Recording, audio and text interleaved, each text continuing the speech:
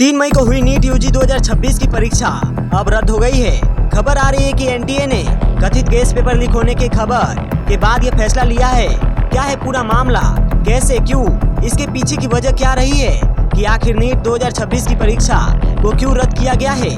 Big update by NTA and the biggest news for all NEET 2026 aspirant till date. NEET 2026 का paper cancel कर दिया गया है as per the recent latest tweet by NTA.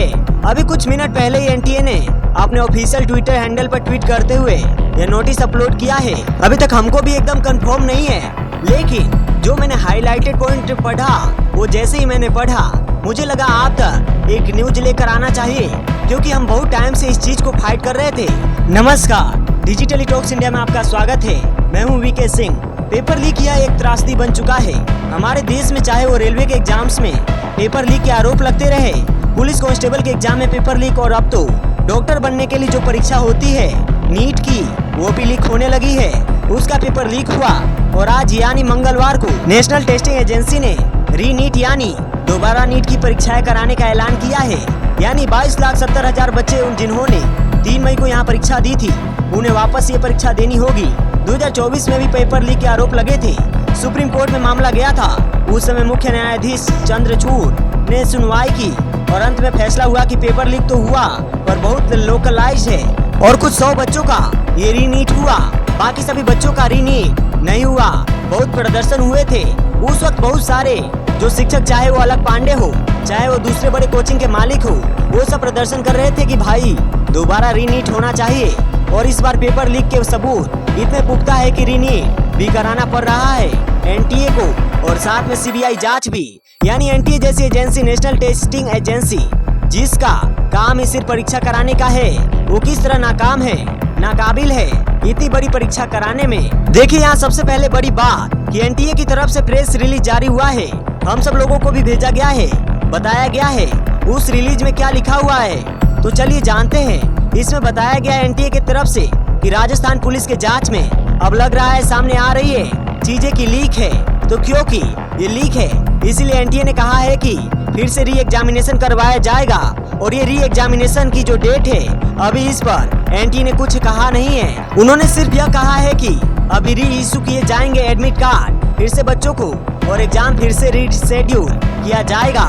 Officially NTA का communication का आप इंतजार करें कि कब यह नया एग्जाम होगा, और वो कह रहे हैं कि हम सेंट्रल ब्यूरो ऑफ इन्वेस्टिगेशन का पूरा कॉम्प्रेसिव इंक्वायरी में साथ देंगे, जो भी जांच वो करनी चाहती है उसमें साथ देंगे।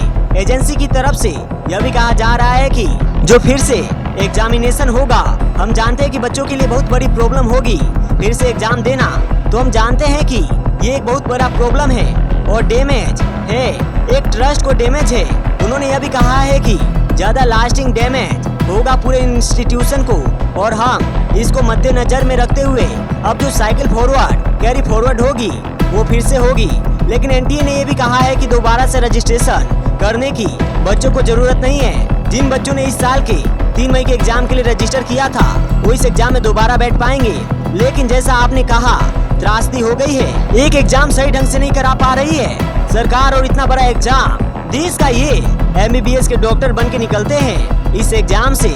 आप जानते हैं कि देश में वैसे भी पर स्टेट अगर आप देखें और टोटल काउंट ऑफ डॉक्टर्स देखें तो इतनी कमी है। गवर्नमेंट अस्पतालों में तो डॉक्टर की जो भर्ती है वो हो ही नहीं पाती है, और इसीलिए प्राइवेट अस्पतालों में जो डॉक्टर को पैसे देने पड़ते हैं अपनी इंटर्नशिप करने के लिए और फिर वहाँ पर भर्ती होने के लिए, उसके लिए तो सारे लोग तैयार होते नहीं हैं। टोटल मेरे ख्याल से आज भी देश में कुल 1,08,000 कुछ डॉक्टर्स है, और उसमें से मैक्सिमम जो डॉक्टर्स है वो गवर्नमेंट हॉस्पिटल्स में ही काम करना चाहते हैं। और सबसे ज्यादा दिक्कत तब आती है जब ये नीट के स्कोर सामने आते हैं, क्वालिफाइंग स्कोर। जैसे ही इस एग्जाम में 600 साढ़े 600 से ऊपर ही आपको लाना है, 720 का पूरा एग्जाम होता है, और उसमें भी कई जो बच्चे हैं वो पीछे रह जाते हैं, लेकिन कई जो स्कोर कर जाते हैं उनके लिए यह बहुत बड़ी प्रॉब्लम है। बता दे अपने दर्शकों को कि 22,70,000 बच्चे अपीयर हुए इस बार नीट के लिए, और सरकारी सीटें है सिर्फ 63,000। सोचिए कितना ज्यादा कंपटीशन है। बच्चे नीट की परीक्षा की तैयारी 10वीं पास करने के बाद से ही शुरू कर देते हैं, 11वीं 12वीं की पढ़ाई भी करते हैं और नीट की तैयारी भी करते हैं, और जिम्मेदारी किसकी है कि परीक्षा सही से क्रेडिबल तरीके से कराए। एनटीए की नेशनल टेस्टिंग एजेंसी की जिसका काम इसी परीक्षा कराना है और उसमें भी वो असफल है। आपको बताया कि यह जो पेपर लीक हुआ है उसकी जो तस्दीक सबसे पहले हुई वह हुई राजस्थान पुलिस के द्वारा। सीकर एक जिला है जहां पर खबर आई कि एक केस पेपर फॉरवर्ड किया गया व्हाट्सएप पर एक कोचिंग मालिक को, और कोचिंग मालिक ने वो गैस पेपर कोचिंग में रह रही कुछ लड़कियों को दिया और उस गैस पेपर से ही ज्यादातर प्रश्न पूछे गए। इनफैक्ट ये तो कहा जा रहा है कि जो फिजिक्स का एग्जाम था नीट में वो हूबहू उसी गैस पेपर के तर्ज पर था। इनफैक्ट ये भी तो कहा जा रहा है कि जो फिजिक्स का एग्जाम था नीट में वो हूबहू उसी गैस पेपर के तर्ज पर था। इनफैक्ट कोमा फुल स्टॉप भी सेम टू सेम थे। बायोलॉजी में भी यही है, बिल्कुल। तो उस पूरे मामले में जो एसओजी है स्पेशल ऑपरेशन ग्रुप राजस्थान का, उसने कुछ गिरफ्तारियां की है और लोगों से ये पूछताछ लगातार की जा रही है। इंटेलिजेंस ब्यूरो से इनपुट मिला जिसमें 3 शहरों के नाम आ रहे हैं, देहरादून, सीकर, झुंझुनू। हम और ये कार्रवाई लगातार की जा रही है। हम इसमें बताया जा रहा है कि एक बड़ी कोचिंग के करियर काउंसलर भी इसमें शामिल है और ये भी पता चला है कि जो ये गैस पेपर था इसे कुछ चुनिंदा छात्रों को परीक्षा से 2 दिन पहले लीक किया गया। शुरुआती जांच में संकेत मिले हैं कि यह जो गैस पेपर दिया गया वो हूबहू वही प्रश्न पत्र था जो परीक्षा में आया है। अब ये संयोग तो हो नहीं सकता। जो राजस्थान एसओजी है वो बता रही है कि गैस पेपर में 410 प्रश्न थे और दावा किया जा रहा है कि इसमें से 150 सवाल है। वो कुल 600 मार्क्स जो चाहिए होते हैं, जो आपने बताया क्वालिफाइंग चाहिए, वो उसी पेपर से पूछे गए जो गैस पेपर में थे। यानी जिसने गैस पेपर पढ़ लिया, गैस पेपर सोल्व कर लिया, वो आराम से नीट क्वालिफाई कर सकता था। चलिए, ये हमारे सामने एक बड़ी चुनौती है। हम लोगों जैसे कि 2024 हम लोग पहले से एजुकेशन कवर करते आए हैं, तो हम लोगों को पता है कि पेपर कैसे बनता है। हाँ, बहुत तरीके से सेट्स बनाए जाते हैं, तमाम टीचर से प्रश्न पत्र बनाए जाते हैं, फिर डिजिटल लॉकर में उनको रखा जाता है और डिजिटल लॉक होता है, जियो टैग किया जाता है प्रश्न पत्रों को बहुत एक दिखाने के लिए कि बहुत मजबूत व्यवस्था है कि प्रश्न पत्र बिल्कुल सुरक्षित है। हम लेकिन उतनी मजबूत व्यवस्था में और 2024 में जब आरोप लग गए, सुनवाई हो गई, सुप्रीम कोर्ट ने कह दिया कि पेपर लीक हुआ है, पूरा प्रश्न पत्र कैंसिल नहीं किया, उसके बाद भी सीख नहीं ली, 2 साल बाद पूरा के पूरा परीक्षा रद्द करने की तैयारी जारी है। तो प्रश्न पत्र बनने के बाद जो डिजिटल लॉकर में रखना, जियो टैगिंग करना कि पेपर का जो बॉक्स है वो कहाँ पर है, संदूक है, वो बकायदा लाइव ट्रैकिंग होती है। कैसे लीक हो सकता है ये? क्योंकि सरकार की तरफ से कहा जाता है कि नीट के जो पेपर सेट होते हैं वो डिजिटल लॉकर होते हैं, वो प्रिंट ही नहीं होते। वो प्रिंट ही एग्जाम से 1 घंटे पहले या कुछ समय पहले किए जाते हैं। प्रॉब्लम उस वक्त आ रही थी सेंटर्स पे, जो है पूरा ब्लेम गेम सरकार ने डाला। क्योंकि मैंने पिछली बारी भी हमने डिजिटल टॉक्स इंडिया पे कहा था कि सेंटर्स जो होते हैं वो आउटसोर्स किए जाते हैं। एनटीए के सब जगह नीट के सेंटर तो नहीं है, तो आप अलग अलग इंस्टीट्यूशंस के साथ टाई अप करते हैं कि वो आपके एग्जाम करवाएंगे। और पिछली बारी भी मुझे लगता है जो अथॉरिटीज थे जो एग्जाम पेपर के कंडक्ट करते थे, उन पर भी बहुत सारे सवाल किए गए। तो उस पे एक बहुत बड़ी एक कमेटी भी बनाई गई। आपको याद होगा कि डॉक्टर के राधा कृष्णन कमेटी बनी, उसमें बड़ी बड़ी बातें की गई कि हम सिंगल डे एग्जाम से मल्टी लीनियर फॉर्मेट करेंगे, हम लोग डिजिटल ट्रांसमिशन करेंगे, encrypted digital transmission of question paper होगा, बेस सेंटर्स में पहले जाएगा, इंस्टीट्यूशनल शिफ्ट हो करेंगे। हाँ, एनटीए की एक बहुत बड़ी रीस्ट्रक्चरिंग करेंगे और तमाम ऐसी चीजें मैं देख रहा हूँ जो बोली गई थी। फाइंडिंग्स में क्या आया था कि एनटीए जो है वो एक पार्लियामेंट्री कमेटी के मुताबिक जो फाइंडिंग है, बहुत सारे जो पैसे मतलब 3500 करोड़ फीस में भी लेता है। अनयूज रहते ये फंड्स, जिनके फंड्स के इस्तेमाल नहीं की जाती है सरकार के द्वारा। और यह हाई पावर कमेटी बेसिकली नए एसओपीज बनाने के लिए बनी थी जो लीक प्रिवेंट करेंगे, लेकिन ऐसा कुछ नहीं हुआ। देखिए, ये पेपर लीक हुआ है, जिम्मेदारी किसकी? पिछले बार भी इतने आरोप लगे, इतना माहौल हुआ, कार्रवाई किस पर किया, क्या हुआ? कुछ नहीं। आपको नहीं लगता है कि कार्रवाई होनी चाहिए? एनटीए चेयरमैन पर कार्रवाई होनी चाहिए। एजुकेशन विभाग में जो एनटीए, जिनका डिपार्टमेंट जो एनटीए, सबसे ज्यादा जो प्रॉब्लम होती है वो ऐसे वर्ग से आने वाले बच्चों की होती है जो पिछड़े वर्ग से आते हैं, जो गांव से आते हैं इन एग्जाम्स को देने के लिए। क्योंकि वहाँ पर क्या है, सेंटर में इतना पुख्ता इंतजाम भी नहीं होता है, 3 मई को बच्चों ने एग्जाम दिया है। आप सोचिए कि गर्मी में कहीं पंखा नहीं है, कहीं टेबल नहीं है, कहीं चेयर टूटी हुई है।